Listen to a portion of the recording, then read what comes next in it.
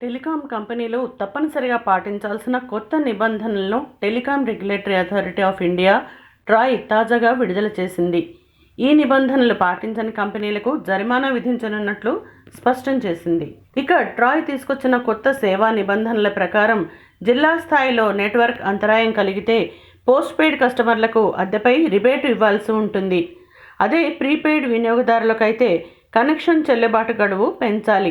Network అంతరాయం 24 గంటలకు మించితే service ప్రొవైడర్లు అద్దెలో కొంత భాగాన్ని రిబేటుగా ఇవ్వాల్సి ఉంటుంది. పోస్ట్ పెయిడ్ వినియోగదారులకు వచ్చే బిల్ సైకిల్లో వాటిని చూపించాలి. 12 గంటలకు పైగా అంతరాయం ఉన్నా అద్దెలో రిబేటు లేదా వ్యాలిడిటీ కొనసాగింపునకు దానికి ఒక రోజుగానే పరిగణించాల్సి ఉంటుంది. వారం రోజుల్లోగా నెట్వర్క్ సమస్య లేకుండా చేయాలి. ప్రకృతి వైపరీత్యాల సందర్భంలో మాత్రమే ఈ ప్రయోజనాలను అందించాల్సిన అవసరం ఉండదు. జరిమానాలు ఇలా ఉండబోతున్నాయి. నాణ్యతా ప్రమాణాలను పాటించడంలో విఫలమైతే కంపెనీలకు కనీస అపరాధ రుసుమును 50,000 రూపాయల నుంచి ₹1,00,000 పెంచింది. ట్రాయ్ నిబంధనల ఉల్లంఘనల గ్రేడ్లను బట్టి ₹1,00,000, ₹2,00,000, ₹5,00,000, ₹10,00,000 మేర జరిమానాను విధిస్తుంది.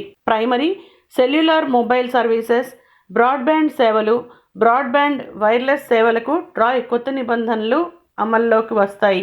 ఫిక్స్డ్ లైన్ సర్వీస్ ప్రొవైడర్లు అయినా పోస్ట్ పెయిడ్, ప్రీపెయిడ్ కస్టమర్లకు పరిహారం ఇవ్వాల్సి ఉంటుంది. తమ నెట్వర్క్లోని వైఫల్యానికి 3 రోజుల్లోగా పరిష్కారం చూపాల్సిందే. చెల్లింపు చేసిన 7 రోజుల్లో బ్రాడ్బ్యాండ్ సర్వీస్ ప్రొవైడర్లు 98% కనెక్షన్లను యాక్టివేట్ చేయాలి. టెల్కోలు తమ వెబ్సైట్లలో సర్వీస్ ప్రకారం అంటే 2G, 3G, 4G, 5G, Jio spatial coverage మ్యాప్లను వినియోగదారుల సౌకర్యం కోసం తప్పకుండా ఇవ్వాల్సి ఉంటుంది. కాగా మరో 6 నెలల తర్వాత ట్రాయ్ కొత్త నిబంధనలు అమల్లోకి రానున్నాయి. సేవల నాణ్యతను మెరుగుపరచడంతో పాటు టెలికాం ఆపరేటర్ల నుండి జవాబుదారీతనం ఉండేలా చూడటమే లక్ష్యంగా కొత్త నిబంధనలను ట్రాయ్ తీసుకువస్తోంది. ఈ నిబంధనలను అమలు చేయడం ద్వారా దేశవ్యాప్తంగా టెలికాం సేవల్లో వినియోగదారుల సంతృప్తి, విశ్వసనీయతను పెంచడానికి ట్రాయ్ ప్రయత్నిస్తోంది.